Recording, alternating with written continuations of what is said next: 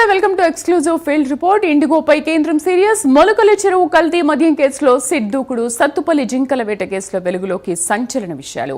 రేపు కర్ణాటకకు deputy CM Pawan Kalyan అంశాలపై మరింత సమాచారం అందించేందుకు హైదరాబాద్ నుంచి కుమార్, చిత్తూరు నుంచి రవివర్మ, ఖమ్మం నుంచి రజనీకాంత్, విజయవాడ నుంచి రాజ్ కుమార్ లైవ్ లో సిద్ధంగా ఉన్నారు. ముందుగా హైదరాబాద్ న్యూస్ చూద్దాం. దేశవ్యాప్తంగా ఇండిగో వివాదం విస్మయానికి గురి చేస్తోంది. అటు ఇండిగో వ్యవహారాన్ని క్యాష్ చేసుకుని ఎయిర్లైన్ సంస్థలు ప్రయాణికుల నుంచి అడ్డంగా దోచుకుంటున్నాయి. దీనిపై స్పందించిన కేంద్రం ఫ్లైట్ టికెట్ రేటుపై లిమిట్ విధించింది. అప్పర్ లిమిట్ దాటకూడదని కూడా ఆదేశాలు జారీ చేసింది. అయితే క్యాన్సిల్ అయిన టికెట్లకు రేపు రాత్రి 8 గంటల్లోపు రీఫండ్ చేయాలని కేంద్రం ఆదేశించింది. దీనిపై ఇండిగోకు కేంద్రం సమన్లు జారీ చేసింది. మరోవైపు ఆయా రాష్ట్ర ప్రభుత్వాలు, రైల్వే శాఖ ప్రత్యామ్నాయ ఏర్పాట్లు కూడా చేస్తున్నాయి.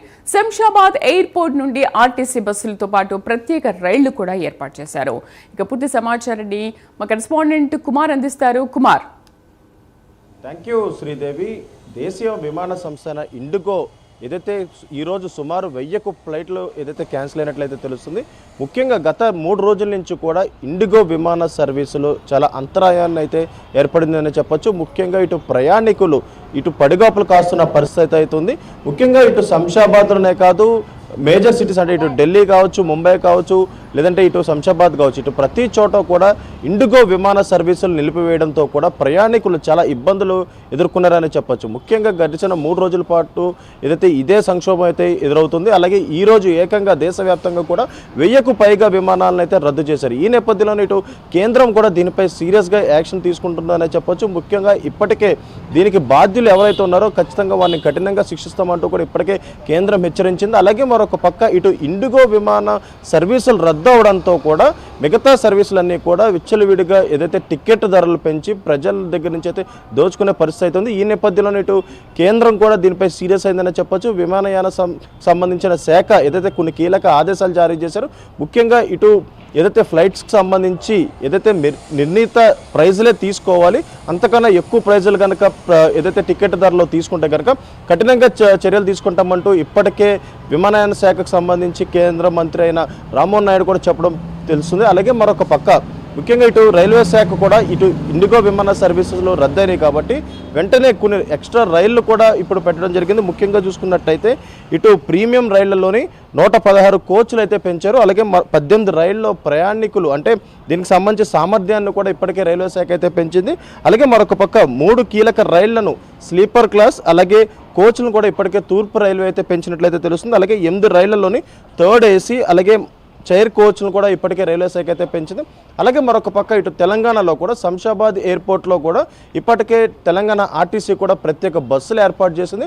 శంషాబాద్ ఎయిర్పోర్ట్ నుంచి నేరుగా ఇటు బెంగళూరు, ముంబై అలాగే మరొక పక్క ఇటు విశాఖపట్నం, కాకినాడ వంటి ప్రాంతాలకు ఇప్పటికే ఆర్టీసీ కూడా ప్రత్యేకంగా బస్సులు అయితే ఏర్పాటు చేసింది.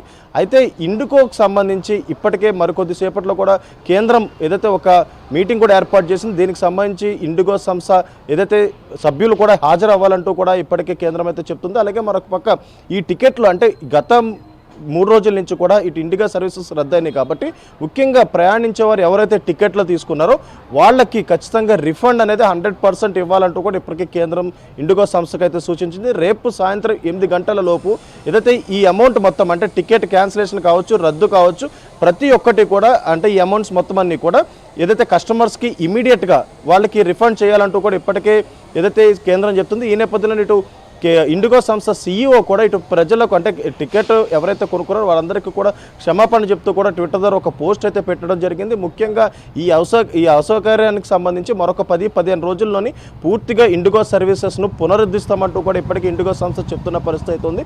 అయితే ముఖ్యంగా చూసుకున్నట్టయితే ప్రజలు మాత్రం ఇండిగో సంబంధించి టికెట్లు తీసుకున్న ప్రతి ఒక్కరు కూడా చాలా ఇబ్బంది పడ్డారని చెప్పొచ్చు. మరీ ముఖ్యంగా అయ్యప్ప భక్తులు అంటే గతంలో ఎప్పుడూ లేని విధంగా ఈసారి ఏదైతే ఫ్లైట్లలోని ఇరుముడిని తీసుకొని ముఖ్యంగా కేరళ వెళ్ళొచ్చు అంటూ కూడా ఇప్పటికే కేంద్ర విమానయాన శాఖ మంత్రి ఏదైతే రామ్మోహన్ నాయుడు చెప్పిన నేపథ్యంలో చాలామంది ఇండిగో సర్వీసెస్ని ఉపయోగించుకోవడానికి వాళ్ళ టికెట్లు కూడా తీసుకోవడం జరిగింది. కాకపోతే అవన్నీ కూడా ఇప్పుడు రద్దు అయిపోయి ఈ నేపథ్యంలో ఇటు అయ్యప్ప భక్తులు కూడా చాలా ఆగ్రహం వ్యక్తం చేశారని చెప్పొచ్చు. గడిచిన 2 రోజుల్లో కూడా ముఖ్యంగా శంషాబాద్లో కూడా ఇదే ఉద్రిక్తత నెలకొంది. అలాగే మరొక పక్క ఇప్పటికే కేంద్రం కూడా అంటే మిగతా టికెట్స్ అంటే చాలామంది లగేజ్ ఇచ్చిన తర్వాత ఫ్లైట్స్ క్యాన్సిల్ అయినాయి అయినాయి కాబట్టి వాళ్ళ లగేజ్ ఇమీడియట్గా వాళ్ళకి రిఫండ్ చేయాలి, ఆ లగేజ్ వెంటనే వాళ్ళకి ఇచ్చేయాలంటూ కూడా ఇప్పటికే కేంద్రం ఇండిగో సంస్థకు అయితే చెప్తున్న పరిస్థితి అయితే ఉంది.